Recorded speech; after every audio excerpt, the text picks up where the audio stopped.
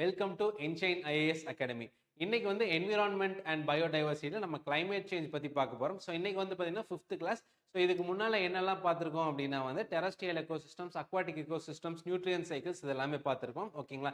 So இது பார்த்தின videos வந்து உங்களுக்கு வேணும் அப்படின்னா நம்ம யூடியூப் சேனலில் பிளேலிஸ்ட்னு இருக்கும். அதில் வந்து பார்த்தீங்கன்னா என்விரான்மெண்ட் ஃபார் யூபிஎஸ்சின்னு இருக்கும். அதில் போய் பார்த்தீங்க அப்படின்னா வந்து இந்த வீடியோஸ் எல்லாம் இருக்கும். இது போக வந்து ஜியாகிரபிக்கு ஒரு பிளேலிஸ்ட் இருக்கும். அதில் வந்து பார்த்தீங்கன்னா ஃபிசிக்கல் ஜியாகிரபிக்கான கிளாஸஸ் எல்லாமே இருக்கும். ஓகேங்களா? ஸோ இன்னைக்கு நம்ம என்ன டாபிக் பார்க்க போகிறோம் அப்படின்னா கிளைமேட் சேஞ்ச். ஓகேங்களா?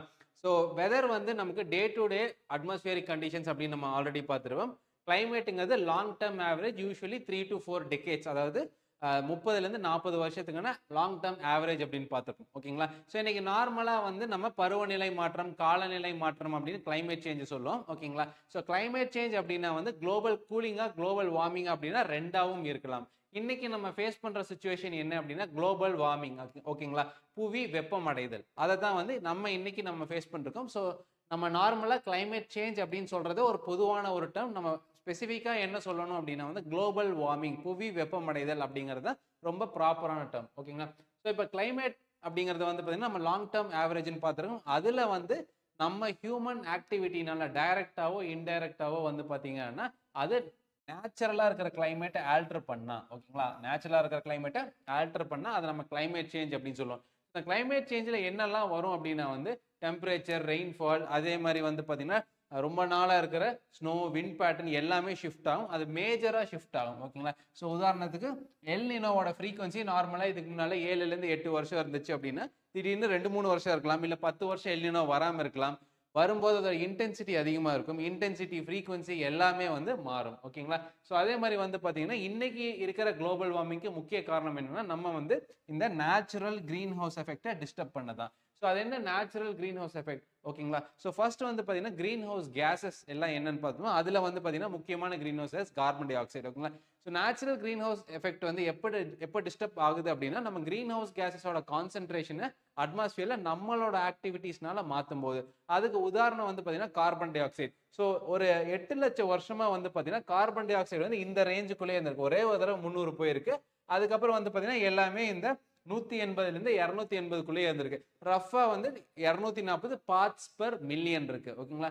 பட் இந்த பாயிண்ட்ல, ஓகேங்களா, இந்த பாயிண்ட்ல சடனா வந்து 2020ல மெஷர் பண்ணுவோம் 412 ppm. அதாவது ஆவரேஜை விட ஒரு 50% அதிகமாக இருக்கு. அது இந்த பாயிண்ட் என்ன அப்படின்னா வந்து இண்டஸ்ட்ரியல் ரெவல்யூஷன், தொழிற்புரட்சி நடந்தது பார்த்தீங்களா, அந்த இண்டஸ்ட்ரியல் ரெவல்யூஷன் ஆரம்பிச்ச பாயிண்ட். ஓகேங்களா? ஸோ இதுல இருந்து வந்து பார்த்தீங்க அப்படின்னா வந்து உங்களுக்கு குளோபல் வார்மிங் பெரிய அளவில் இன்க்ரீஸ் ஆயிருக்கு. ஸோ அந்த பெரிய லெவலில் ஏன் இன்க்ரீஸ் ஆயிருக்கு அப்படின்னா ஃபர்ஸ்ட் இண்டஸ்ட்ரியல் ரெவல்யூஷனுக்கு நம்ம மெக்கானிக்கல் பவர், இயந்திரங்கள் அதிகமாக பயன்படுத்துவோம். ஓகேங்களா? இயந்திரங்களுக்கு பவர் தேவை. அந்த பவருக்காக நம்ம என்ன பண்ணோம், அதிக அளவில் கறி, க்ரூட் ஆயில்லாம் யூஸ் பண்ண ஆரம்பிச்சோம். ஓகேங்களா? அதனால வந்து பார்த்தீங்க அப்படின்னா வந்து பூமிக்கு அடியில் இருந்த கார்பனை, ஸ்டோர் ஆயிருந்த கார்பனை எடுத்து நம்ம எரிக்க ஆரம்பிச்சோம். அந்த எக்ஸஸ் ஆஃப் கார்பன் வந்து பார்த்தீங்கன்னா நம்ம எரிக்க ஆரம்பிச்சோம்னா கார்பன் டை ஆக்சைடு நிறைய கிரியேட் பண்ணிச்சு. அந்த கார்பன் டை ஆக்சைடு வந்து அட்மாஸ்பியர்ல அதிகமாகிறதுனால கிரீன் ஹவுஸ் எஃபெக்ட் வந்து அதிகமாகுது. ஓகேங்களா? ஸோ ஃபர்ஸ்ட் வந்து பார்த்தீங்கன்னா கிரீன் ஹவுஸ் எஃபெக்ட் அப்படிங்கிறது என்ன அப்படின்னா உள்ள வர்ற சோலார் ரேடியேஷன், ஓகேங்களா, சன்ல இருந்து ஹீட் வருது. அது வந்து பார்த்தீங்கன்னா incoming short wave solar radiation அப்படின்னு சொல்லுவோம். அதை வந்து பார்த்தீங்கன்னா கிரீன் ஹவுஸ் கேசஸ் எதுவுமே தடுக்காம அப்படியே உள்ள விட்டுரும். அந்த incoming short wave solar radiation தரையில பட்டு வெளியே போகும்போது outgoing terrestrial long wave ரேடியேஷனா மாறும். ஓகேங்களா? அதுல வந்து பாத்தீங்கன்னா இன்ஃப்ராரெட் பார்ட் வந்து குறிப்பா வந்து பாத்தீங்க அப்படின்னா வந்து அது ஹீட்டை ஜென்ரேட் பண்ற பார்ட். ஓகேங்களா? அந்த இன்ஃப்ராரெட் பார்ட் வந்து பாத்தீங்க அப்படின்னா வந்து அதை வந்து இந்த கிரீன் ஹவுஸ் கேசஸ் வெளியே போகும்போது அப்சர்வ் பண்ணி வச்சுக்கும். அதனால வந்து பாத்தீங்க அப்படின்னா வந்து பூமி வந்து ஒரு மிதமான ஒரு வெப்பமண்டலத்தை அதனால கிரியேட் பண்ண முடியும். ஓகேங்களா? அதுதான் கிரீன் ஹவுஸ் எஃபெக்ட் அப்படின்னு சொல்லுவோம். ஓகேங்களா? ஸோ இது வந்து it does not allow infrared rays to be transmitted. ஓகேங்களா? ஸோ அவ்வளோ ஈஸியாக டிரான்ஸ்மிட் பண்ணாது. ஓகேங்களா? அதை இங்கே சேர்த்துறதுனால புவி வெப்பமயமாகுது. ஓகேங்களா? ஸோ இது வந்து நமக்கு தேவையா அப்படின்னா வந்து ஆமாம், நேச்சுரலாக வந்து பார்த்தீங்க அப்படின்னா அது கிரீன் ஹவுஸ் எஃபெக்ட் இருக்கும். ஓகேங்களா? அது கிரீன் ஹவுஸ் எஃபெக்ட் இருக்கிறதுனால தான் வந்து பார்த்தீங்கன்னா நமக்கு பூமியோட ஆவரேஜ் டெம்பரேச்சர் 15 டிகிரியா இருக்கு. 0க்கு மேலே இருக்கும்போது தான் வந்து பார்த்தீங்கன்னா நீர் வந்து உங்களுக்கு திரவ வடிவத்தில் இருக்கும், லிக்விட் ஸ்டேட்ல இருக்கும். இல்லை அப்படின்னா வந்து கம்மியாக இருந்துச்சுன்னா ஐஸாக இருக்கும். ஐஸில் வந்து பார்த்தீங்கன்னா உங்களுக்கு மைக்ரோ ஆர்கானிசம்ஸ்னால அதிகமாக சர்வை பண்ண முடியாது. ஓகேங்களா? ஸோ இந்த natural greenhouse case effect இல்லை அப்படின்னா நம்ம பூமியோட டெம்பரேச்சர் -17 டிகிரிஸாக இருக்கும். ஓகேங்களா? ஸோ நேச்சுரலாக வந்து நல்லா தான் இருந்துச்சு. பட் நம்ம வந்து இந்த இண்டஸ்ட்ரியல் ரெவல்யூஷனுக்கு அப்புறம் நம்ம நிறைய சேஞ்சஸ் கொண்டு வந்ததுனால தான் அது வந்து மாறி இருக்கு. அதை enhanced greenhouse effect, human enhance greenhouse effect அப்படின்னு சொல்லலாம். அதாவது மனிதர்களால் மாற்றப்பட்ட greenhouse effect. So natural greenhouse எஃபெக்ட்ல வந்து பார்த்தீங்கன்னா இந்த greenhouse gases, carbon dioxide, nitrous oxide, methane, water vapour, இது எல்லாமே அளவா இருக்கும். ஓகேங்களா? So human enhance greenhouse எஃபெக்ட்ல இந்த கேசஸ் வந்து அதிகமா இருக்கும். இதனால என்ன ஆகும்னா உள்ள வர்ற சோலார் ரேடியேஷன் நார்மலா வரும். ஓகேங்களா? இதுக்கும் பெரிய வித்தியாசம் இல்லை. பூமியில பட்டு வெளியே போற ரீரேடியேட்டட் ஹீட்டும் வந்து பார்த்தீங்கன்னா ரெண்டும் சேமா இருக்கு. ஆனா இந்த வெளியே போற வேவ்ல இன்ஃப்ராரெட் பார்ட்டை கிரீன் ஹவுஸ் கேசஸ் வெளியே போக விடாது அப்படின்னு நம்ம பார்த்துருக்கோம். ஓகேங்களா? அப்போ ஸ்பேஸ்ல எஸ்கேப் ஆகிற ஹீட் கம்மியா இருக்கும். அதே பூமிக்கு திரும்ப அனுப்பப்படுற ஹீட் வந்து அதிகமா இருக்கு. இந்த ரெண்டோட திக்னஸ் பாருங்க. ஸோ பூமிக்கு அனுப்பப்படுற ஹீட்டோட திக்னஸ் வந்து அதிகமாக இருக்குது. ஸோ அதனால் வந்து பார்த்தீங்கன்னா பூமி வந்து வெப்பமாயிட்டே போகுது. ஓகேங்களா? ஸோ இதை தான் வந்து பார்த்தீங்கன்னா human enhanced greenhouse gas எஃபெக்ட்னால நடக்கிற கிளைமேட் சேஞ்ச் அப்படின்னு நம்ம சொல்கிறோம். ஓகேங்களா?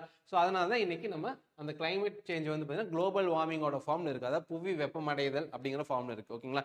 ஸோ யுனைடெட் நேஷன்ஸோட செக்ரட்டரி ஜெனரல் என்ன சொல்கிறாருன்னா, புவி வெப்பமடைதல் ஆகிற ஸ்டேஜை தாண்டி புவி வந்து பார்த்தீங்கன்னா அதாவது குளோபல் வார்மிங் ஸ்டேஜை தாண்டி குளோபல் பாயிலிங்க்கு நம்ம போயிட்டோம், இன்னும் வெப்பமடையில, அது கொதிச்சிட்டு இருக்கு அப்படிங்கிற மாதிரி அவர் சொல்றாரு. ஓகேங்களா? ஸோ 2022 UNFCCC அப்படிங்கிற ஒரு ஆர்கனைசேஷன் ஒரு ரிப்போர்ட் ரிலீஸ் பண்றாங்க.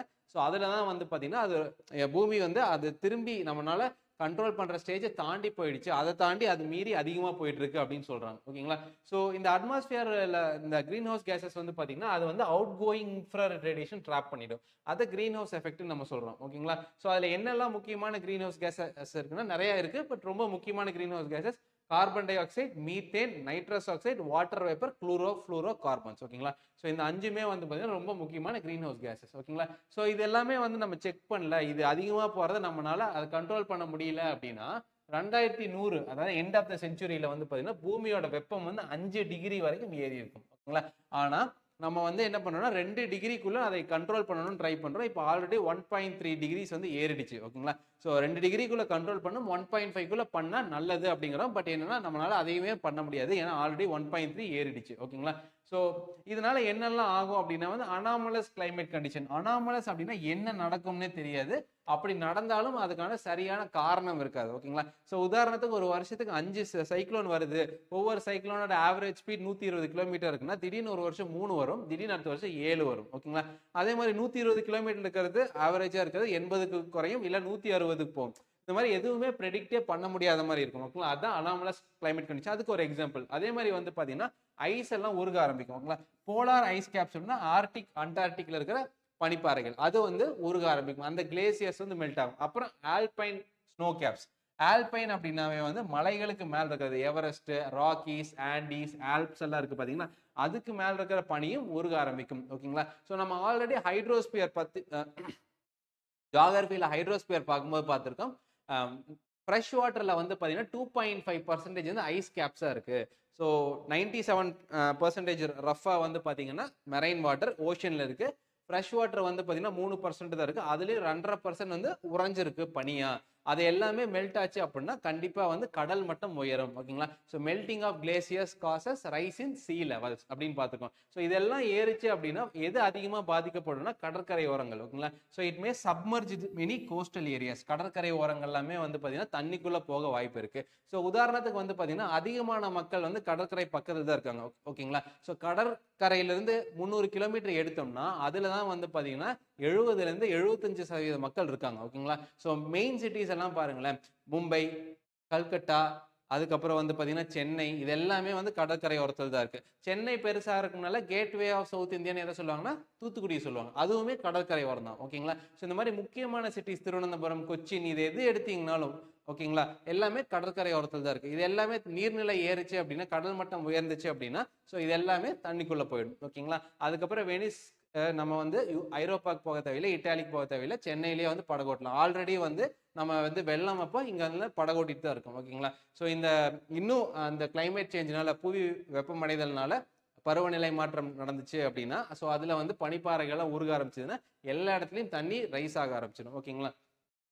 ஓகே. ஸோ அடுத்து வந்து carbon dioxide. Carbon di oxide வந்து என்ன ரோல் ப்ளே பண்ணும்? கார்பன் டை ஆக்சைடு நம்ம ஆல்ரெடி பார்த்துருக்கோம், இது வந்து ஒரு முக்கியமான ஒரு கிரீன் ஹவுஸ் கேஸ் அப்படின்ட்டு.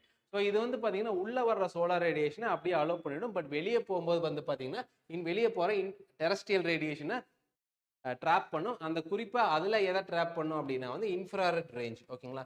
அந்த அவுட் கோயிங் டெரஸ்ட்ரியல் ரேடியேஷன்ல இன்ஃப்ராரெட் ரேஞ்சில் இருக்கிற கேஸை வந்து ரேடியேஷனை வந்து ட்ராப் பண்ணும். ஓகேங்களா? இன்ஃப்ராரெட் ரேஞ்சில் இருக்கிறத ட்ராப் பண்ணும். ஓகேங்களா? அல்ட்ரா வயலட்னா புற ஊதா கதிர்கள். அது உள்ள வரும்போது நமக்கு எப்படி வந்து ஸ்ட்ராட்டோஸ்பியர் ஃபில்டர் பண்ணுதோ அதே மாதிரி வந்து பார்த்தீங்கன்னா இங்கிருந்து வெளியே போகும்போது இது ஃபில்டர் பண்ணிடும்.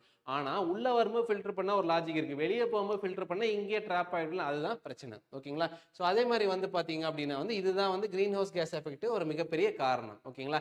அதே மாதிரி இதோட கான்சென்ட்ரேஷன் வந்து சர்ஃபேஸில் அதிகமாக இருக்கும். ஏன் கான்சென்ட்ரேஷன் சர்ஃபேஸில் அதிகமாக இருக்குது அப்படின்னா இதோட மாலிகுலர் வெயிட் வந்து பார்த்தீங்கன்னா கார்பன் டை ஆக்சைடுக்கு வந்து பார்த்தீங்கன்னா 44. சரிங்களா? ஸோ நார்மல் ஏரை விட இது வெயிட்டாக இருக்கும். ஆக்சிஜன் எடுத்தீங்கன்னா 32. சரிங்களா? ஆக்சிஜனோட மாலிகுலர் வெயிட் 32. ஸோ நைட்ரஜனோட மாலிகுலர் வெயிட் எடுத்தீங்கன்னா 28. ஓகேங்களா?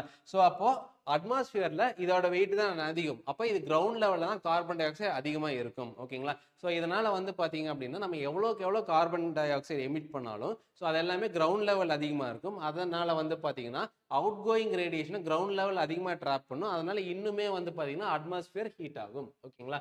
ஸோ அதுக்கப்புறம் அடுத்த இம்பார்ட்டன்ட் கேஸ் வந்து மீத்தேன். ஓகேங்களா? ஸோ மீத்தேனோட ஃபார்முலா நமக்கு தெரியும் CH4. CH4 மீத்தேனோட formula. ஓகேங்களா? ஸோ இதுவுமே வந்து பார்த்தீங்கன்னா ஒரு கிரீன் ஹவுஸ் கேஸ். ஸோ இது ஜென்ரலாக அதிகமாக எங்கேருந்து எமிட் ஆகும்னா ரைஸ் ஃபீல்ட்ஸ்லேருந்து எமிட் ஆகும். அதுக்கப்புறம் வந்து பார்த்தீங்கன்னா அனிமல்ஸோட கட்டு, குறிப்பாக வெஜிடேரியன் அனிமல்ஸோட கட்டில். ஓகேங்களா? ஸோ அந்த கட்டில் வந்து பார்த்தீங்கன்னா அந்த டைஜஷன் நடக்கும்போது நிறையா மீத்தேன் கேஸ் வந்து எமிட் ஆகும். ஸோ அதுவுமே வந்து பார்த்தீங்கன்னா குளோபல் வார்மிங்க்கு காஸ் பண்ணும். ஓகேங்களா? ஸோ அதுக்கப்புறம் வந்து பார்த்தீங்க அப்படின்னா வந்து இந்த வேஸ்ட், ஆர்கானிக் வேஸ்ட் வந்து டீகம்போஸ் ஆகும்போது ஆனரோபிக் டீகம்போஷனாக இருக்குது, ஆக்சிஜன் இல்லாமல் அந்த டீகம்போஷன் நடக்குது அப்படின்னா அங்கேயும் வந்து பார்த்தீங்கன்னா மீத்தேன் எமிஷன்ஸ் அதிகமாக இருக்கும். கார்பன் டை ஆக்சைடுக்கு அப்புறம் இதுதான் வந்து பார்த்தீங்கன்னா ஒரு முக்கியமான கிரீன் ஹவுஸ் கேஸ். ஓகேங்களா? அதே மாதிரி அனிமல் வேஸ்ட், ஆர்கானிக் மேட்டரோட டீகம்போஷன்ல இது அதிகமாக எமிட் ஆகும். ஓகேங்களா? ஸோ இது வந்து நம்ம கோபர் கேஸ் ப்ரொடக்ஷன்லேயும் நம்ம யூஸ் பண்ணுவோம். ஓகேங்களா? அடுத்து வந்து ஹைட்ரோ ஃப்ளூரோ கார்பன்ஸ். ஓகேங்களா? இது HFCs அப்படின்னு சொல்லலாம். ஓகேங்களா? ஸோ இது வந்து எங்கெல்லாம் நம்ம யூஸ் பண்ணுறோம் அப்படின்னா ஃப்ரிட்ஜ், அதே மாதிரி ஏரோசால் ப்ரொப்பலன்ஸ், ஃபயர் ரிட்டார்டன்ஸ், இது எல்லாமே HFCs யூஸ் பண்ணுவோம். ஸோ இது வந்து பார்த்தீங்கன்னா ஆல்ரெடி யூஸ் பண்ண CFCஸ்க்கு ரீப்ளேஸ்மெண்ட். CFCs என்ன? Chloro fluoro carbons. இந்த குளோரோ ஃப்ளூரோ கார்பன்ஸ் வந்து ஒரு காலத்தில் நம்ம யூஸ் பண்ணும்போது ஓசோன்ல ஓட்ட போட்டு இருந்துச்சு. ஓகேங்களா? வியன்னா கன்வென்ஷன், மான்ட்ரியல் புரோட்டோகால், அது மூலமா வந்து பார்த்தீங்கன்னா நம்ம என்ன பண்ணணும்னா இந்த CFCs இனிமேல் பயன்படுத்தக்கூடாது, ஏன்னா ஓசோன் ஹோல் காஸ் பண்ணிட்டு இருக்கு, அதனால இதை நிறுத்தணும் அப்படின்னு சொல்லி இதுக்கு ரீப்ளேஸ்மெண்ட்டாக கொண்டு வந்தோம். ஓகேங்களா? அப்படி ரீப்ளேஸ்மெண்ட்டாக கொண்டு வந்தது HFCs. இப்போ HFCs வந்து பார்த்தீங்க அப்படின்னா வந்து அது ஓசோன் ஹோலுக்கு எந்த ஒரு பாதிப்பும் கிரியேட் பண்ணாது.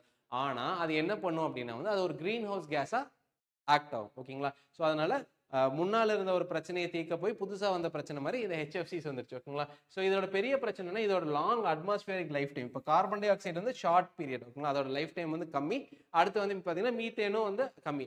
ஆனால் மீத்தேன் வந்து கார்பன் டை ஆக்சைடு விட அதிகம், ஆனால் இதை கம்பேர் பண்ண ரொம்ப கம்மி. ஓகேங்களா? ஸோ அதனால வந்து பார்த்தீங்கன்னா இது வந்து ரொம்ப மோர் பொட்டன்ட் கிரீன் ஹவுஸ் கேஸ். ரொம்ப நாள் வந்து ஒரு சின்ன மாலிக்யூல் இருந்துச்சுன்னா அதுவே வந்து பார்த்தீங்கன்னா பல்லாயிரக்கணக்கான வருஷங்கள் வந்து அது இருக்கும். அதனால நம்மளோட கிரீன் ஹவுஸ் எஃபெக்ட் ரொம்ப அதிகமாகும். அடுத்து வந்து பார்த்தீங்கன்னா பிளாக் கார்பன். ஸோ பிளாக் கார்பனை நம்ம காமனாக சூட் அப்படின்னு சொல்லுவோம். ஓகேங்களா? ஸோ இதுக்கு முன்னால் பார்த்த HFCs, மீத்தேன், அதுக்கப்புறம் கார்பன் டை ஆக்சைடு எல்லாமே கேஸஸ்.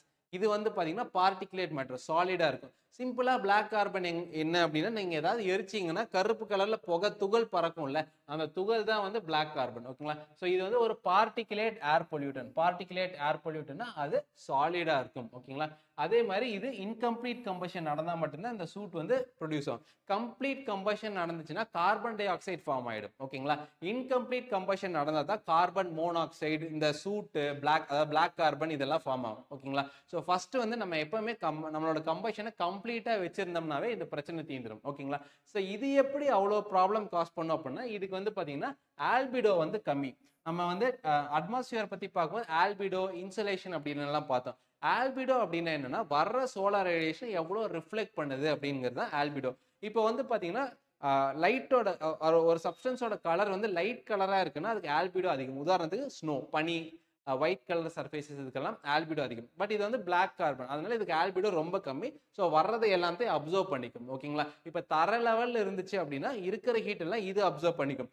உதாரணத்துக்கு இது வந்து ஒரு பனி மேலே. ஓகேங்களா? ஸோ இது எரிஞ்சா அந்த புகை தானே, ஸோ அதை அப்படியே படர்ந்து போய் ஒரு பனி இருக்கிற பனிப்பாறை மேலே செட்டில் ஆயிடுச்சுன்னு வைங்களேன். ஸோ என்ன பண்ணும் அப்படின்னா வந்து அது எல்லா ஹீட்டையும் அப்சர்வ் பண்ண ஆரம்பிச்சிடும். அப்போ ஹீட் அப்சர்வ் பண்ணிச்சுன்னா என்ன, அந்த பனியும் உருக ஆரம்பிச்சிடும். ஓகேங்களா, ஏன்னா சுத்தியும் வெள்ளையா இருக்கும், அந்த பனி ரிஃப்ளெக்ட் பண்ணிடும். ஆனா அதுக்கு மேல இருக்கிற இந்த பிளாக் கார்பன் வந்து அந்த ஹீட்டை அப்சர்வ் பண்ணி அந்த சுத்தி இருக்கிற பனியை மெல்ட் பண்ண ஆரம்பிச்சிடும். ஓகேங்களா, இப்போ மெல்ட் ஆனோடனே என்ன ஆகும், அந்த தண்ணி வந்து கிரேட்டர் தேன் 0 டிகிரிக்கு மேல அதோட வெப்பம் இருக்கும். ஓகேங்களா, அப்ப அந்த தண்ணி ஓடும்போது ஃபர்தரா சுத்தி இருக்கிற ஐஸை அது இன்னும் கரைச்சிட்டு போகும். ஓகேங்களா, ஸோ அதனால இது ரொம்ப ஒரு மிகப்பெரிய பிரச்சனை. ஓகேங்களா, இது ஸ்ட்ராங்கஸ்ட் அப்சர்வர் ஆஃப் சன்லைட். அதே மாதிரி ஏரை டைரக்டா ஹீட் பண்ணும். ஓகேங்களா, ஏர்ல இருந்தாவே இது ஹீட் பண்ணும். அதே மாதிரி இதோட லைஃப் வந்து பாத்தீங்கன்னா மற்றதை கம்பேர் பண்ண இந்த லைஃப் வந்து ஷார்ட் டேர்ம் தான். ஆனால் அந்த இருக்கிற ஷார்ட் டேர்மில் அதை எவ்வளோ டேமேஜ் பண்ண முடியுமோ பண்ணி விட்டுரும். ஓகேங்களா, ஸோ ஏன்னா இதோட ஆல்பிடோ வந்து ரொம்ப கம்மி.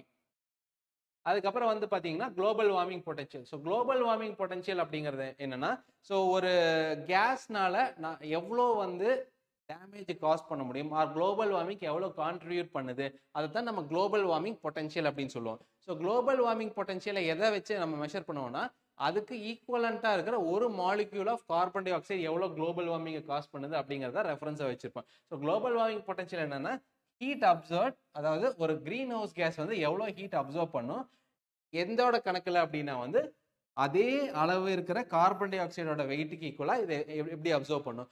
இங்கே வந்து பார்த்தீங்க அப்படின்னா வந்து எல்லா கிரீன் ஹவுஸ் கேஸஸோட குளோபல் வார்மிங் பொட்டன்ஷியல் இருக்கு. ஓகேங்களா, கார்பன் டை ஆக்சைடுக்கு 1 அப்படின்னு நம்ம ஃபிக்ஸ் பண்றோம். ஏன்னா கார்பன் டை ஆக்சைடு தான் நம்ம ரெஃபரன்ஸா வைக்க போறோம். அதுக்கப்புறம் வந்து பாத்தீங்கன்னா அதுக்கு ஈக்குவலண்டான மீத்தேன் மாலிக்யூல். ஓகேங்களா, ஸோ கார்பன் டை ஆக்சைடுக்கு ஈக்குவலண்டான மீத்தேன் மாலிக்யூல் 23 மடங்கு டேஞ்சரஸ். அதே மாதிரி நைட்ரஸ் ஆக்சைடு வந்து பாத்தீங்கன்னா 296 மடங்கு அதோட குளோபல் வார்மிங் பொட்டன்ஷியல் அதிகமா இருக்கும். பெர்ஃப்ளூரோ கார்பன் CF4 வந்து 5700, சல்ஃபர் ஹெக்ஸா ஃப்ளூரைடு வந்து பாத்தீங்கன்னா 22,200 மடங்கு அதோட குளோபல் வார்மிங் பொட்டன்ஷியல் இருக்கும்.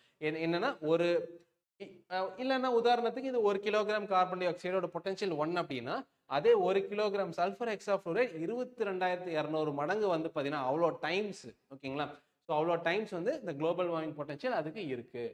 ஸோ குளோபல் வார்மிங்கோட இம்பாக்ட், ஓகே குளோபல் வார்மிங்னு பேசுகிறோம். அதனால இருக்கிற இம்பாக்ட் என்ன அப்படின்னா, ஃபர்ஸ்ட் வந்து melting of ice caps. So நார்மலாக டெம்பரேச்சர் அதிகமாக இருக்கு அப்படின்னாவே வந்து பார்த்தீங்க அப்படின்னா ஐஸ் வந்து மெல்ட் ஆகும். அந்த ஐஸ் மெல்ட் ஆகிறதுனால என்ன ஆகும் அப்படின்னா, ஃபர்ஸ்ட் வந்து ரைஸ் இன் சி லெவல். நம்ம ஆல்ரெடி பார்த்துருக்கோம் 2.5% ஆஃப் வாட்டர் வந்து உங்களுக்கு கிளேசியரா இருக்கு, ஐஸா இருக்கு, ஐஸ் கேப்ஸ் அண்ட் கிளேசியர்ஸா 2.5% இருக்கு அப்படின்னு. ஸோ இது வந்து நம்ம ஹைட்ரோஸ்பியர் பார்க்கும்போதே பார்த்துருப்போம். ஹைட்ரோஸ்பியர் வந்து பார்த்தீங்கன்னா ஜியோகிராஃபி பிளேலிஸ்ட்ல இருக்கும். ஓகேங்களா, ஸோ ஐஸ் கேப்ஸ் மெல்ட் ஆச்சுன்னா உடனே ரைஸ் இன் சி லெவல். அதுக்கப்புறம் டெம்பரேச்சர் அதிகமாகுதுன்னு வைங்களேன். ஸோ அட்மாஸ்பியர் வந்து எதுல கான்டாக்ட்ல இருக்கு, ஓஷன்ஸ்ல கான்டாக்ட் இருக்கு. அப்போ ஓஷனும் அந்த ஹீட்டை அப்சர்வ் பண்ணும். ஓஷன் அந்த ஹீட்டை அப்சர்வ் பண்ணும்போது ஓஷனும் ஹீட் ஆகும். இப்போ தண்ணி ஹீட் ஆச்சுன்னா தண்ணி எக்ஸ்பேண்ட் ஆகும்ல, அதனால ஓஷன் ஹீட் ஆச்சுன்னா ஓஷன் எக்ஸ்பேண்ட் ஆகும். ஸோ தெர்மல் எக்ஸ்பான்ஷன் நடக்கும். இந்த தெர்மல் எக்ஸ்பான்ஷனால ஓஷன் எக்ஸ்பேண்ட் ஆச்சுன்னா என்ன ஆகும், சி லெவல் ரைஸ் ஆகும். அந்த தெர்மல் எக்ஸ்பான்ஷனும் நடக்கும். அதுக்கப்புறம் இப்போ இந்த சி லெவல் ரைஸ் ஆச்சு அப்படின்னா கடல் தண்ணி எங்க வரும், நிலத்துக்குள்ள வரும். நிலத்துக்குள்ள வரும்போது என்ன ஆகும் அப்படின்னா வந்து கடற்கரையெல்லாம் தண்ணிக்குள்ள போயிடும், கோஸ்ட் எல்லாம் சப்மர்ஜ் ஆகும்.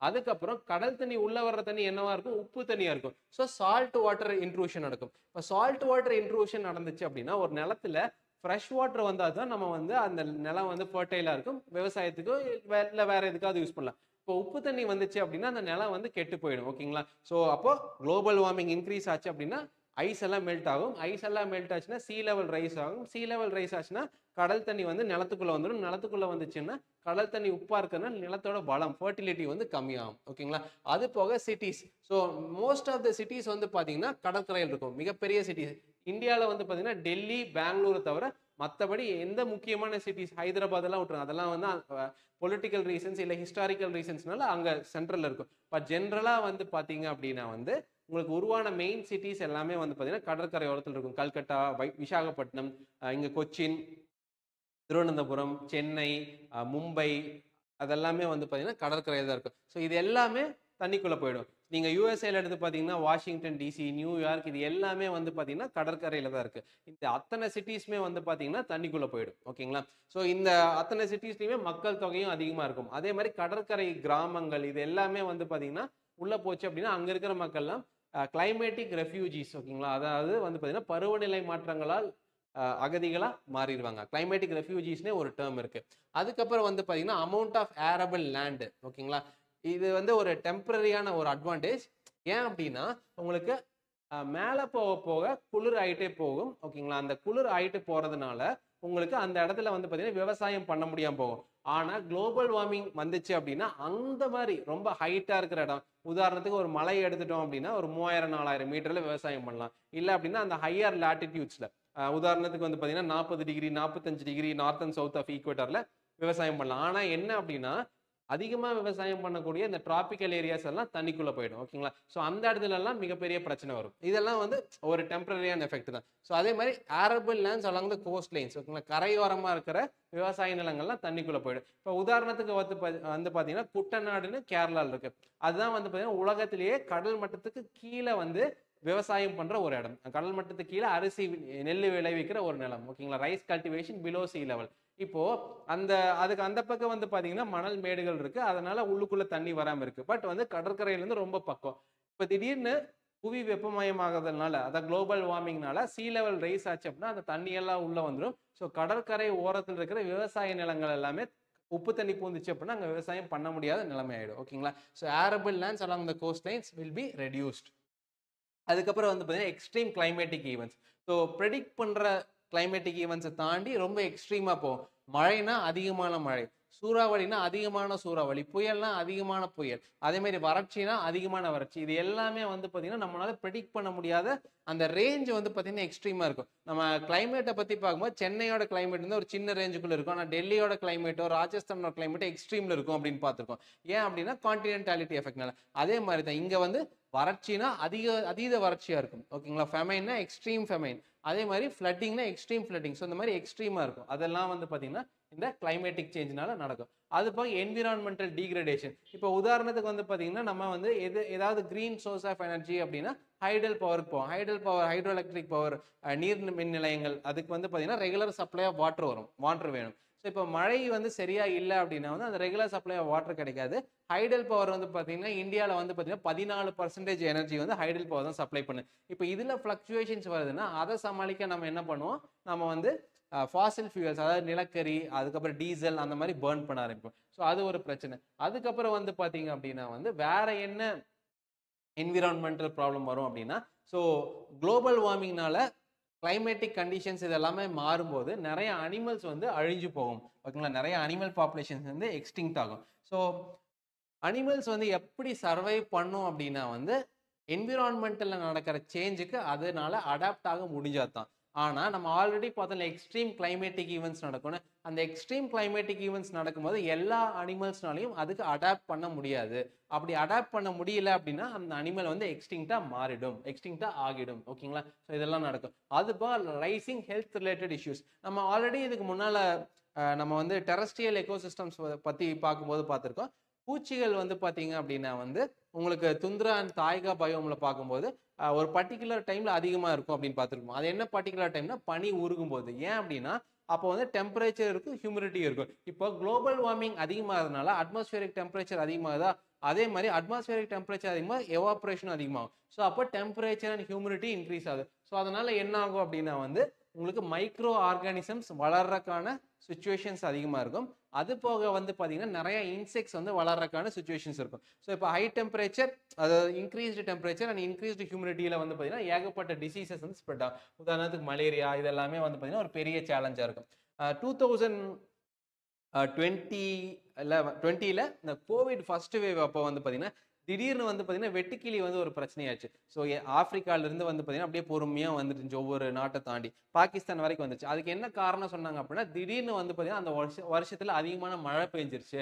மழை பெஞ்சிட்டு மழைக்கு அப்புறம் வந்து வெயில் காலம் வரும்போது அதிகமான நீர் ஆவியானதுனால வெட்டுக்கிளிகள் வந்து பார்த்தீங்கன்னா அது உங்களுக்கு அந்த லோக்கஸ்ட் வந்து அது சர்வைவ் ஆகிறதுக்கான கண்டிஷன்ஸ் வந்து இருந்தது அப்படின்னு நம்ம சொல்லுவோம். ஓகேங்களா, ஸோ அப்போ வந்து பார்த்தீங்க அப்படின்னா அது சர்வைவ் ஆகிறதுக்கான கண்டிஷன்ஸ் இருக்குது அப்படின்னா ஸோ அதோட ப்ராப்ளம் வந்து அதிகமாக இருக்கும். ஓகேங்களா, ஸோ அதே மாதிரி தான். So high temperature, high humidity இந்த அட்மாஸ்பியர் இருந்துச்சு அப்படின்னா உங்களுக்கு இன்செக்ட்ஸோட ப்ரீடிங் சைக்கிள் வந்து ரொம்ப அதிகமாக இருக்கும். ஸோ அதனால வந்து பார்த்தீங்கன்னா அது ஒரு ப்ராப்ளமாக இருக்கும். அது போக வந்து பார்த்தீங்கன்னா ஹீட் வேவ்ஸ் வந்து அதிகமாக இருக்கும். ஓகேங்களா, ஸோ இப்போ ஹீட் வேவ்ஸ், இப்போ வெப்ப அலைன்னு நம்ம சொல்கிறோம்ல. இப்போ நம்ம ஒரு 5 வருஷத்துக்கு முன்னால் அதிகமாக வந்து இந்த வெப்ப அலைங்கிறது கேள்விப்பட்டிருக்க மாட்டோம். ஆனால் இந்த வருஷம் வந்து பார்த்தீங்கன்னா அதிகமாக வந்து வெப்ப அலை தாக்கக்கூடும். ஸோ யாருமே மதிய டைமில் வெளியே வராதீங்க, அந்த வெளியில வேலை பார்க்குறவங்களாம் கொஞ்சம் ரெஸ்ட் எடுத்துக்கங்க மதிய டைம்ல அப்படின்லாம் ஒவ்வொரு வருஷமும் கடந்த 2-3 வருஷமாவே வந்து பார்த்தீங்கன்னா வெயில் காலத்தில் அனௌன்ஸ் பண்ணாங்க. ஸோ இது எதனால நடக்குது அப்படின்னா வந்து இந்த rising intensity of heat waves வந்து பார்த்தீங்கன்னா கிளைமேட் சேஞ்ச்னால தான் நடக்குது. ஸோ இந்த ஹீட் வேவ்ஸ் அதிகமாகும் போது யாரெல்லாம் வெளியே இருக்காங்களோ அவங்கெல்லாம் இந்த வெப்ப அலைகளால் பாதிக்கப்படுவாங்க.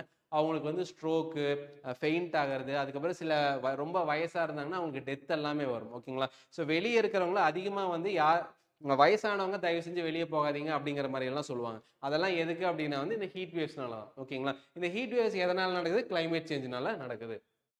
அதுக்கப்புறம் வந்து பார்த்தீங்கன்னா ஃப்ரெஷ் வாட்டர் சப்ளை இது எல்லாமே சேலஞ்ச் ஆகும். இப்போ வந்து பார்த்தீங்கன்னா வறட்சி வருது அப்படின்னா வந்து வறட்சி அப்போ ஃபர்ஸ்ட் நம்ம வறட்சின்னா என்ன நினைப்போம்? தண்ணி வந்து கம்மியாகும் அப்படின்ட்டு. அப்போ தண்ணி கம்மியாச்சு அப்படின்னா வந்து நமக்கு ப்ராப்பரா தண்ணி இருக்காது. இப்போ தண்ணி கம்மியாச்சு அப்படின்னாவே என்ன ஆகும் அப்படின்னா நம்ம வந்து முடிஞ்ச அளவுக்கு கிளீனான வாட்டரை ரொம்ப நம்ம ஃபோக்கஸ் பண்ண மாட்டோம். என்ன தண்ணி கிடைக்குதோ அதை யூஸ் பண்ண ஆரம்பிப்போம். அப்போ வந்து அந்த மாதிரி யூஸ் பண்ணால் வாட்டர் போர்ன் டிசீசஸ், நீர்னால வந்து பரவக்கூடிய டிசீசஸ், காலரா, அதெல்லாம் டைஃபாய்டு இதெல்லாமே அதிகமாக வாய்ப்பு இருக்கு.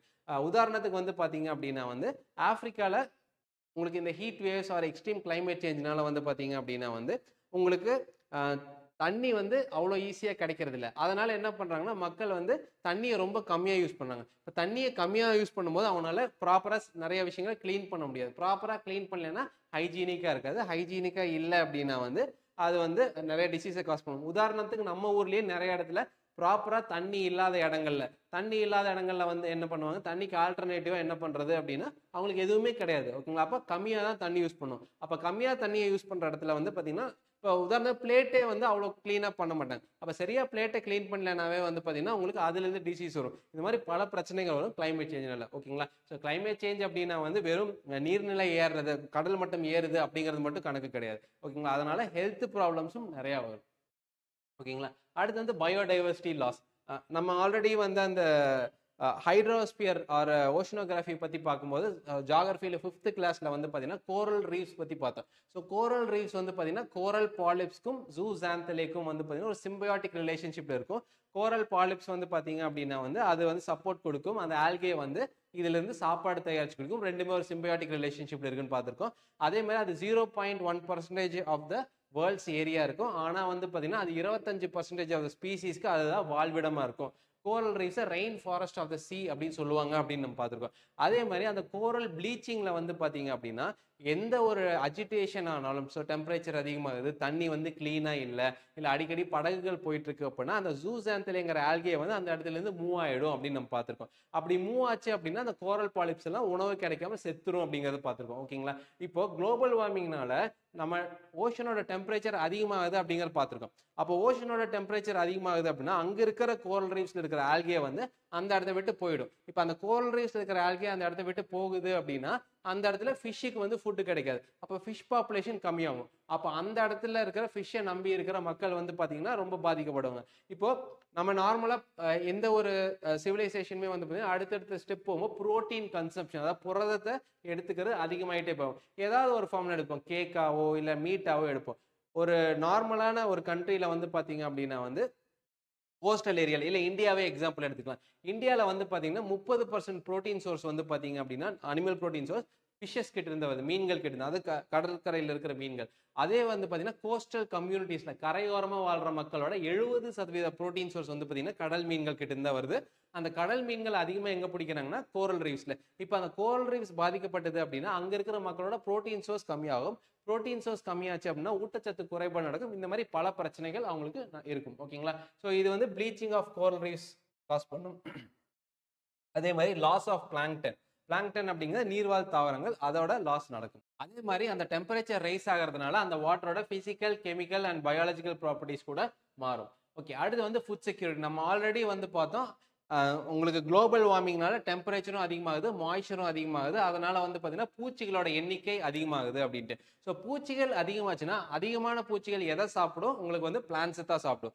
நம்ம நார்மலாக அந்த லோக்கஸ்ட் அட்டாக் 2000ல் வந்தது, அந்த வெட்டுக்கிளி வந்து அதிகமாக வந்தது. அது எதை சாப்பிட்டுச்சுன்னா ஸோ நம்ம விவசாயம் பண்ணி வச்சிருந்த கிராப்ஸ் தான் சாப்பிட்டுச்சு. ஸோ அதனால பெஸ்ட் அட்டாக் அதிகமாகும். ஓகேங்களா? So prevalence of best.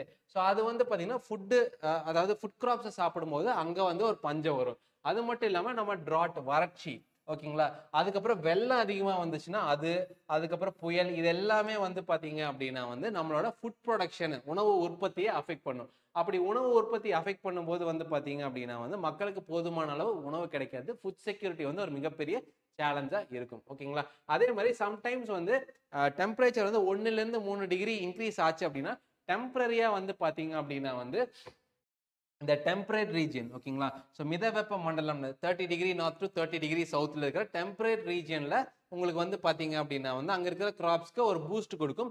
ஆனால் டிராபிக்கல் ரீஜியனில் 30 டிகிரி நார்த்லேருந்து 30 டிகிரி சவுத்துக்குள்ளே இருக்கிறது பார்த்தீங்கன்னா அது வந்து ரொம்ப அஃபெக்ட் ஆகும். ஓகேங்களா. ஸோ டெம்பரேட் ரீஜனுக்கு அதுவும் டெம்பரரி பூஸ்டாக தான் இருக்கும். ஆனால் டிராபிக்கல் ரீஜனில் டோட்டலாக அது ஒரு பெரிய ப்ராப்ளம் இருக்கு. ஏன்னா டிராபிக்கல் ரீஜன் ஆல்ரெடி டெம்பரேச்சர் அதிகம், அதில் 1லேருந்து 3 டிகிரி இன்க்ரீஸ் ஆச்சுன்னா இன்னும் பெரிய பிரச்சனையா இருக்கும். அது மட்டும் இல்லாமல் கோஸ்டல் ஏரியாஸ்ல வந்து பார்த்தீங்க அப்படின்னா வந்து ஸோ கடல் நீர் உள்ள வர்றதுனால அது என்ன ஆகும் அப்படின்னா வந்து சலினைசேஷன், ஓகேங்களா.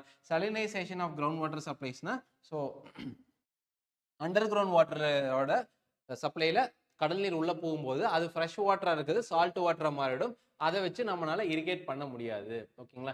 அதுக்கப்புறம் carbon sinks, deterioration of carbon sink. So carbon சிங்க்னா என்ன? So carbon dioxide store பண்ற எல்லா இடமே கார்பன் சிங்க். ஓகேங்களா. ஸோ கார்பன் டை ஆக்சைடு எதெல்லாம் ஸ்டோர் பண்ணும் அப்படின்னா வந்து ஃபாரஸ்ட் ஸ்டோர் பண்ணும். அதுக்கப்புறம் வந்து பார்த்தீங்கன்னா ஓஷன்ஸே ஒரு மிகப்பெரிய கார்பன் சிங்க். ஸோ ஃபாரஸ்ட் வந்து பார்த்தீங்க அப்படின்னா வந்து அட்மாஸ்பியர்ல இருக்கிற கார்பன் டை ஆக்சைடு அதெல்லாம் அப்சர்வ் பண்ணி அந்த மரம் வளரும். ஸோ பேசிக்கலா ஒவ்வொரு மரமுமே ஒரு கார்பன் சிங்க் தான்.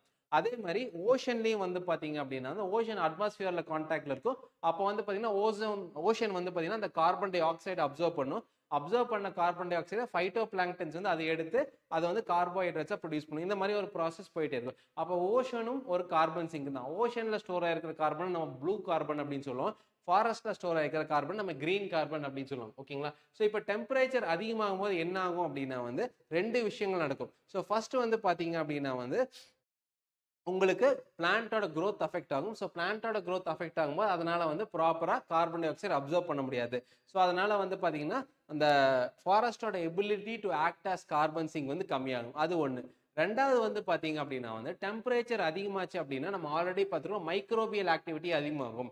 டெம்பரேச்சர் அதிகமாகும் போது பாக்டீரியாவோட ஆக்டிவிட்டி அதிகமாகணும். ஸோ பாக்டீரியாவோட ஆக்டிவிட்டி அதிகமாச்சு அப்படின்னா டீகம்போசிஷன் இன்க்ரீஸ் பண்ணும். ஓகேங்களா. ஸோ மக்குதில்ல. ஸோ டீகம்போசிஷன் இன்க்ரீஸ் ஆச்சு அப்படின்னா என்ன ஆகும்னா சாயில்ல இருக்கிற ஹியூமஸ் வந்து டீகம்போஸ் ஆகும். அதனால அதிகமான கார்பன் டை ஆக்சைடு எமிட் ஆகும். ஸோ டெம்பரேச்சர் வந்து எதனால் அதிகமாகுதுன்னா கார்பன் டை ஆக்சைடு அதிகமாகிறதுனால டெம்பரேச்சர் அதிகமாகுது. டெம்பரேச்சர் அதிகமாச்சுன்னா மைக்ரோபியல் ஆக்டிவிட்டி அதிகமாகுது. பாக்டீரியல் ஆக்டிவிட்டி அதிகமாகிறதுனால திரும்ப டீகம்போசிஷன் அதிகமாகுது. டீகம்போசிஷன் அதிகமாகிறதுனால திரும்ப கார்பன் டை ஆக்சைடு அதிகமாக ரிலீஸ் ஆகுது. ஸோ இது வந்து ஒரு சைக்கிளாகவே போயிட்டு இருக்கும். ஸோ குளோபல் வார்மிங் வந்து பார்த்தீங்கன்னா ஸோ அதுவே வந்து திரும்ப குளோபல் வார்மிங் காஸ் பண்ணும். ஓகேங்களா. ஸோ இது ஒன்று. அது போக உங்களுக்கு கிளேசியல் ஏரியாஸ்ல பெர்மாஃப்ராஸ்ட்னு ஒன்று இருக்கும். நம்ம வந்து டெரஸ்ட்ரியல் எக்கோசிஸ்டம்ஸை பத்தி பார்க்கும்போது லாஸ்டா டெரஸ்ட்ரியல் எக்கோசிஸ்டம்ஸ்ல துந்த்ரா எக்கோசிஸ்டம் அப்படின்னு பார்த்துருவோம். துந்த்ரா எக்கோசிஸ்டமோட கேரக்டரிஸ்டிக் வந்து பார்த்தீங்கன்னா பெர்மாஃப்ராஸ்ட், பெர்மனண்டா ஃப்ராஸ்ட் ஆயிருக்கும். ஓகேங்களா. ஸோ அந்த பெர்மாஃப்ராஸ்ட்ல வந்து பார்த்தீங்கன்னா காலங்காலமாக கார்பன் டை ஆக்சைடு மீத்தேன்லாம் ட்ராப் ஆயிருக்கும். அந்த மீத்தேனை மெத்தில் ஹைட்ரேட்ஸ் அப்படின்னு சொல்லுவாங்க. இப்போ டெம்பரேச்சர் அதிகமாகும் போது அந்த பெர்மாஃப்ராஸ்ட் வந்து பார்த்தீங்கன்னா மெல்ட் ஆக ஆரம்பிக்கும். இப்போ அந்த பெர்மாஃப்ராஸ்ட் மெல்ட் ஆகிறதுனால அதுல ட்ராப் ஆயிருக்கிற மீத்தேன் கார்பன் டை ஆக்சைடு அதுவும் ரிலீஸ் ஆகும். ஓகேங்களா. ஸோ இத்தனை நாள் கார்பன் சிங்கா இருந்தது, இப்போ வந்து கார்பன் சோர்ஸா மாறுது. ஸோ கார்பன் சிங்க் வந்து கார்பன் சோர்ஸா மாறுது. ஓகேங்களா. இப்போ கார்பன் சோர்ஸ்ல இருந்து திரும்பவும் வந்து இன்னும் அதிகமாக கார்பன் டை ஆக்சைடு வரும். அது திரும்பவும் வந்து குளோபல் வார்மிங் இது பண்ணும். ஸோ இந்த மாதிரி ஒரு செயின் போயிட்டே இருக்கும். ஸோ குளோபல் வார்மிங் அதிகமானாவே வந்து பார்த்தீங்கன்னா ஆல்ரெடி எக்ஸிஸ்டிங்காக இருக்கிற கார்பன் சிங்கை அது டேமேஜ் பண்ணிடும். அந்த எல்லா கார்பன் சிங்க்குமே வந்து பார்த்தீங்கன்னா கார்பன் சோர்ஸா மாறிடும். ஓகே. சி லெவல் சேஞ்ச் நம்ம ஆல்ரெடி பார்த்துருக்கோம். ஸோ குளோபல் வார்மிங்னால டெம்பரேச்சர் அதிகமாகும். டெம்பரேச்சர் அதிகமாகிறதுனால 2 விஷயம் நடக்கும். ஒன்று வந்து கிளேசியர்ஸ் வந்து மெல்ட் ஆகும், பனிப்பாறைகள் உருகும், அதனால சீ லெவல் ரைஸ் ஆகும். இன்னொன்று அட்மாஸ்பியர் வார்ம் ஆகிறதுனால அட்மாஸ்பியர் கூட கான்டாக்ட்ல இருக்கிற சீயும் வார்ம் ஆகும். வார்ம் ஆச்சுன்னா அது எக்ஸ்பேண்ட் ஆகும். எக்ஸ்பேண்ட் ஆச்சுன்னா அதுவும் கடல் மட்டத்தை ரைஸ் பண்ணும். அப்படி தெர்மல் எக்ஸ்பென்ஷன் ஆஃப் வாட்டர் அப்படின்னு பார்த்துக்கணும். ஸோ இது எல்லாமே என்னன்னா ஆல்ரெடி நம்ம பார்த்துருக்கோம். கோஸ்டல் எரோஷனை கிராஸ் பண்ணும். அதே மாதிரி கடல் தண்ணி உள்ள வர்றதுனால கிரவுண்ட் வாட்டர் வந்து பார்த்தீங்கன்னா உப்புத்தன்மை ஆகும். ஸோ இதெல்லாமே நம்ம பார்த்துருக்கோம். ஸோ இதெல்லாமே எல்லா இடத்துக்கும் டேமேஜ் பண்ணும். டெல்டாஸு, கோரல் ரீஃப்ஸு, ஸோ இது எல்லாமே டேமேஜ் பண்ணும் அப்படிங்கிறத நம்ம பார்த்துருக்கோம். ஓகேங்களா. அதுக்கப்புறம் ஸோ கார்பனை வந்து பார்த்தீங்கன்னா எப்படி அட்மாஸ்பியர்லேருந்து ரெடியூஸ் பண்ணலாம்? So carbon capture and storage, carbon sink, carbon sequestration, carbon dioxide, fertilisation, இந்த மாதிரி 4 இது சொல்லியிருக்காங்க. ஓகேங்களா. ஸோ கார்பன் கேப்சர் பண்ணுறோம். ஓகேங்களா. அட்மாஸ்பியர்ல இருக்கிற கார்பன் டை ஆக்சைடு எப்படி கேப்சர் பண்றது? அதிகமா மரங்களை வளர்க்கலாம். இல்ல அப்படின்னா மெக்கானிக்கல் ப்ராசஸ் மூலம் ஏரை இந்த பக்கம் சக் பண்ணி இந்த பக்கம் வர்ற ஏர்ல இருக்கிற கார்பன் டை ஆக்சைடு ஃபில்டர் பண்ணலாம். அதான் carbon capture. Carbon capture and storage. Capture பண்றது மட்டும் இல்லாம அதை ஸ்டோர் பண்ணும். ஸ்டோர் பண்றது எங்க ஸ்டோர் பண்ணுவோம்? கார்பன் சிங்க்ஸ்ல ஸ்டோர் பண்ணுவோம். இப்போ டெம்பரரியா ஸ்டோர் பண்றது வேற, லாங் டேர்மா ஸ்டோர் பண்றது வேற. ஏன் அப்படின்னா ஆல்ரெடி அட்மாஸ்பியர்ல இருந்ததை மட்டும் நம்ம அதிகப்படுத்தல. நம்ம வந்து பூமிக்கு உள்ள இருந்த கோல், க்ரூட் ஆயில் எல்லாமே எடுத்து எரிச்சு இன்க்ரீஸ் பண்ணியிருக்கோம். சரிங்களா? இப்போ நம்ம வந்து வெறும் ஃபாரஸ்ட்டை வெட்டி அதுலேருந்து கறி எடுத்து நம்ம பேர்ன் பண்ணோம்னா, ஃபாரஸ்ட்டை வளர்த்தனோம்னா டேலி ஆகிடும். ஏன்னா அது வளர்றதுக்கு அட்மாஸ்பியர்லேருந்து திரும்ப கார்பன் டை ஆக்சைடு அப்சர்வ் பண்ணிக்கும். ஆனால் என்ன ஆகுது அப்படின்னா, நம்ம வந்து கிரவுண்ட்ல இருந்து எடுத்து அதிகமாக நம்ம அட்மாஸ்பியர்ல பம்ப் பண்ணதுனால இப்போ நம்ம ஆல்ரெடி தேவைக்கு விட அதிகமாக இருக்கு. அப்போ என்ன பண்ண, அங்கிருந்து எடுத்து திரும்ப கிரவுண்டுக்குள்ள கொண்டு போகணும், இல்லை அட்மாஸ்பியருக்கு திரும்ப வராத மாதிரி பார்த்துக்கணும். ஓகேங்களா? அப்போ இந்த கார்பன் ஸ்டோரேஜ் வந்து லாங் டேர்ம்ல இருக்கணும். ஓகேங்களா? அப்படி அந்த லாங் டேர்ம் கார்பன் ஸ்டோரேஜை நம்ம கார்பன் சீக்வஸ்ட்ரேஷன் அப்படின்னு சொல்லுவோம். ஓகேங்களா? லாங் டேர்ம் ஸ்டோரேஜை நம்ம கார்பன் சீக்வஸ்ட்ரேஷன் சொல்லுவோம். இந்த கார்பன் சீக்வஸ்ட்ரேஷனை ரெண்டு விதமா பண்ணலாம். பயாலஜிக்கல் சீக்வஸ்ட்ரேஷன், அதுக்கப்புறம் ஜியாலஜிக்கல் சீக்வஸ்ட்ரேஷன். பயாலஜிக்கல் சீக்வஸ்ட்ரேஷன்னா உதாரணத்துக்கு அமேசான் காடை வெட்டிட்டோம், அதே இடத்துல வந்து நம்ம காடை வளர்த்தினோம்னா ஆல்ரெடி அங்க ஸ்டோர் இருக்கிற கார்பன் டை ஆக்சைடு நம்ம திரும்ப கொண்டு வரும். ஓகேங்களா? அப்போ வந்து அது அட்மாஸ்பியர்ல எந்த ஒரு சேஞ்சையும் பண்ணாது. ஆனா நம்ம உதாரணத்துக்கு சஹாரா மாதிரி ஒரு பாலைவனத்துல திரும்ப மரம் வளர்க்க ஆரம்பிச்சோம் அப்படின்னா வந்து அப்போ அங்க ஆல்ரெடி மரமே இல்லாத இடம், அங்க மரத்தை வளர்க்கும் போது எக்ஸ்ட்ரா இருக்கிற கார்பன் டை ஆக்சைடு எல்லாமே அதை அப்சர்வ் ஆகி அங்க வந்து வளரும். ஸோ இது வந்து பயாலஜிக்கல் கார்பன் சீக்வஸ்ட்ரேஷன் அப்படின்னு சொல்லுவோம். இதே ஜியாலஜிக்கல் கார்பன் சீக்வஸ்ட்ரேஷன்னா கார்பன் டை ஆக்சைடு அட்மாஸ்பியர்ல இருந்து ரிமூவ் பண்ணி அண்டர் கிரவுண்ட்ல காலியா ஏதாவது இடம் இருந்துச்சு, அண்டர் கிரவுண்ட் கேவ் அந்த மாதிரி இருந்துச்சு, இல்லை ஆல்ரெடி வந்து மைன் சுரங்கங்கள் நம்ம நிறைய வந்து கனிம வளங்கள் எடுத்து காலி பண்ணியிருப்போம், அந்த சுரங்கங்களுக்குள்ள திரும்ப ஸ்டோர் பண்ணா அது ஜியாலஜிக்கல் கார்பன் சீக்வஸ்ட்ரேஷன். ஜியாலஜிக்கல்னா பூமி சம்பந்தப்பட்ட ஏதோ ஒரு விஷயம். ஸோ பூமியோட நிலப்பரப்பையே வந்து பார்த்தீங்கன்னா அந்த கார்பனை ஸ்டோர் பண்றதுக்கு பயன்படுத்துறதுனால அதை ஜியாலஜிக்கல் கார்பன் சீக்வஸ்ட்ரேஷன் அப்படின்னு சொல்லுவாங்க. ஓகேங்களா? ஸோ கார்பன் டை ஆக்சைடு ஃபர்டிலைசேஷனை கார்பன் டை ஆக்சைடே ஒரு உரமா நம்ம யூஸ் பண்றது. ஸோ அது என்னன்னு நம்ம அடுத்து பார்ப்போம். First carbon capture and storage அப்படின்னா கார்பன் டை ஆக்சைடு கேப்சர் பண்ணி அதை ஸ்டோர் பண்றோம். ஓகேங்களா? ஸோ அதுக்கப்புறம் வந்து பார்த்தீங்கன்னா அது இமீடியட்டா திரும்ப அட்மாஸ்பியருக்கு வரதை ப்ரிவென்ட் பண்ணுறோம். To prevent it's reentry into the atmosphere. ஓகேங்களா? ஸோ இது ரெண்டு விதமாக ஸ்டோர் பண்ணலாம். ஜியாலஜிக்கலாகவும் ஸ்டோர் பண்ணலாம், ஓஷன்லையும் ஸ்டோர் பண்ணலாம். ஓஷன்ல என்ன அப்படின்னா கார்பன் டை ஆக்சைடு ஹை ப்ரெஷர்ல கடலோட ஆழத்துக்கு பம்ப் பண்ணிடும். அங்கே வந்து பார்த்தீங்கன்னா கார்பன் டெபாசிட்ஸா அது ஸ்டோர் ஆயிடும். ஜியாலஜிக்கல் ஸ்டோரேஜ்ல நம்ம என்ன பண்ணுவோம் அப்படின்னா வந்து டிப்ளீட்டட் ஆயில் ஆர் கேஸ் ஃபீல்ட்ஸ்ல வந்து பார்த்தீங்கன்னா நம்ம கார்பன் டை ஆக்சைடை ஸ்டோர் பண்ணுவோம். உதாரணத்துக்கு வந்து பார்த்தீங்கன்னா நம்ம இத்தனை நாள் ஆயில், கோல் எல்லாமே நம்ம வந்து பம்ப் பண்ணி வெளியே எடுத்திருக்கோம். அப்போ அது ஆல்ரெடி இருந்த இடம் காலியாக தான் இருக்கும். ஸோ என்ன பண்ணுவோம்னா நம்ம கேப்சர் பண்ணுற கார்பன் டை ஆக்சைடை அந்த இடத்துல கொண்டு போயிட்டு நம்ம ஸ்டோர் பண்ணுவோம். அதே மாதிரி வந்து பார்த்தீங்கன்னா டீப் சலைன் அக்விஃபயர்ஸ். ஓகேங்களா? ஸோ அக்விஃபயர் அப்படின்னா நிலத்துக்கு கீழே இருக்கிற வாட்டர் ஸ்டோரேஜ், அது வாட்டர் ரிசோர்ஸ். ஓகேங்களா? அதை அக்விஃபயர் அப்படின்னு சொல்லுவோம். அது ரொம்ப ஆழத்தில் இருக்கிறதுல நம்ம வந்து பார்த்தீங்கன்னா அந்த கார்பன் டை ஆக்சைடு இன்ஜெக்ட் பண்ணி ஸ்டோர் பண்ணுவோம். அதே மாதிரி ocean technology, ocean storage. So ocean ஸ்டோரேஜில் வந்து பார்த்தீங்கன்னா நம்ம என்ன பண்ணுவோம் அப்படின்னா வந்து நம்ம கார்பன் டை ஆக்சைடை வந்து பார்த்தீங்க அப்படின்னா வந்து 500 to 3000 மீட்டர்ஸ் டீப்ல ப்ரெஷர்ல நம்ம கீழே செலுத்தும் போது அது வந்து பார்த்தீங்கன்னா அங்கேயே ஸ்டோர் ஆயிடும். ஓகேங்களா? ஸோ இந்த மெத்தட் வந்து பார்த்தீங்க அப்படின்னா வந்து சம்டைம்ஸ் வந்து மெரைன் ஹேபிட்டட்ஸ்க்கு ப்ராப்ளமேட்டிக்காக இருக்கு. ஏன் அப்படின்னா அங்கே நம்ம இன்ஜெக்ட் பண்ணுற கார்பன் டை ஆக்சைடு வந்து கார்போனிக் ஆசிடாக மாறலாம். கார்போனிக் ஆசிடாக மாறும்போது வந்து பார்த்தீங்கன்னா ஓஷன் வந்து எசிடிக்காக மாறிடும். எசிடிக்காக மாறிச்சு அப்படின்னா மெரைன் அனிமல்ஸை வந்து பாதிக்கும். ஏன்னா மோஸ்ட் ஆஃப் த மெரைன் அனிமல்ஸ்க்கு கால்சியம் ஷெல்ஸ் இருக்கும். அதனால வந்து பார்த்தீங்கன்னா அது பாதிக்கப்படும். அடுத்து வந்து பார்த்தீங்கன்னா carbon sink and carbon sequestration. Already சொன்ன மாதிரி கார்பன் சிங்க் வந்து நேச்சுரலாக இருக்கலாம், ஆர்டிஃபிஷியலாக இருக்கலாம். ஸோ கார்பன் சிங்க் அப்படிங்கிறது என்னன்னா பேசிக்காக வந்து அங்கே கார்பன் டை ஆக்சைடை வந்து பார்த்தீங்கன்னா அக்யூமுலேட் பண்ணி நம்ம ஸ்டோர் பண்ணுறோம். ஓகேங்களா? ஸோ அது வந்து ஒரு இன்டெஃபினிட் பீரியடுக்கு. ஸோ இதே வந்து பார்த்தீங்கன்னா இமீடியட்டான சைக்கிளுக்கு அவைலபிள் ஆகாத மாதிரி நம்ம ஒரு லாங் டேர்முக்கு ஸ்டோர் பண்ணுறோம் அப்படின்னா வந்து அதை கார்பன் சீக்வஸ்ட்ரேஷன் அப்படின்னு சொல்லலாம். ஓகேங்களா? So carbon sink removes carbon dioxide from the atmosphere. ஓகேங்களா? அட்மாஸ்பியர்லேருந்து ரிமூவ் பண்ணுறதை நம்ம கார்பன் கேப்சர் அண்ட் ஸ்டோரேஜ்னு சொல்லுவோம். அந்த கார்பன் கேப்சர் அண்ட் ஸ்டோரேஜ் வந்து ஒரு லாங் டேர்ம்க்கு இருக்கு அப்படின்னா அதை வந்து நம்ம கார்பன் சீக்வஸ்ட்ரேஷன் அப்படின்னு சொல்லலாம். அடுத்து forest as carbon sinks. So carbon sink அப்படின்னா வந்து கார்பன் ஸ்டோர் பண்றதை நம்ம கார்பன் சிங்க் அப்படின்னு சொல்லுவோம். ஃபாரஸ்ட் எப்படி கார்பன் சிங்கா ஆக்ட் ஆகுது அப்படின்னா நம்ம நிறைய மரங்கள் இருக்கிறதுனால அது வந்து பார்த்தீங்கன்னா மரங்கள் வளர்றதுக்கு கார்பன் டை ஆக்சைடு தேவைப்படுது. ஸோ அப்போ என்ன பண்ணா அட்மாஸ்பியர்லேருந்து கார்பன் டை ஆக்சைடு எடுக்குது. அதே மாதிரி அந்த மரங்கள் வந்து பார்த்தீங்கன்னா அதோட லைஃப் டைம், அது இறந்ததுக்கு அப்புறம் வந்து பார்த்தீங்கன்னா அது கீழே விழுந்து கம்ப்ளீட்டாக மக்கி போகிறதில்ல. ஸோ ஒரு செமி டீகம்போஸ்டு ஸ்டேட்டில் ஹியூமஸாக இருக்கும். அந்த ஹியூமஸாக ஸ்டோர் ஆகிருக்கும் போதும் அது வந்து பார்த்தீங்கன்னா நிறைய கார்பன் டை ஆக்சைடை அது வந்து பார்த்தீங்கன்னா அதுக்குள்ளே ட்ராப் பண்ணுது. அதாவது கார்பனை நிறையா ட்ராப் பண்ணுது. அதிகமாக வந்து பார்த்தீங்கன்னா கனடாவோட போரியல் ஃபாரஸ்ட், நம்ம வந்து கோனிஃபெரஸ் வெஜிடேஷன் அப்படின்னு படிச்சிருப்போம்ல, தாய்கா வெஜிடேஷன். ஸோ அது வந்து பார்த்தீங்கன்னா 80% ஆஃப் த டோட்டல் கார்பன் வந்து பார்த்தீங்கன்னா அதை ஸ்டோர் பண்ணுது. ஓகேங்களா? ஸோ எந்த ஃபார்முல ஸ்டோர் பண்ணுது? டெட் ஆர்கானிக் மேட்டரா ஸ்டோர் பண்ணுது. அதே மாதிரி டிராபிக்கல் ரெயின் ஃபாரஸ்ட், ஓகேங்களா, Amazon forest, Congo forest, Indonesia, Malaysia இருக்கிற ஃபாரஸ்ட் எல்லாமே வந்து பார்த்தீங்க அப்படின்னா வந்து நம்ம ஃபாசில் ஃபியூயல்ஸால ஆட் பண்ற கார்பன் டை ஆக்சைட்ல 18% அதுதான் ஸ்டோர் பண்ணுது. ஸோ டிராபிக்கல் ரெயின் ஃபாரஸ்ட்டும் முக்கியம், கோனிஃபெரஸ் வெஜிடேஷனும் நமக்கு ரொம்ப முக்கியம். அதே மாதிரி oceans as carbon Singh. So முதல்லயே சொன்ன மாதிரி ஓஷன்ஸும் கார்பன் சிங்ஸா ஆக்ட் ஆகும். ஸோ வாட்டர் வந்து பாத்தீங்க அப்படின்னா உங்களுக்கு அட்மாஸ்பியரோட கான்டாக்ட்ல தான் இருக்கு.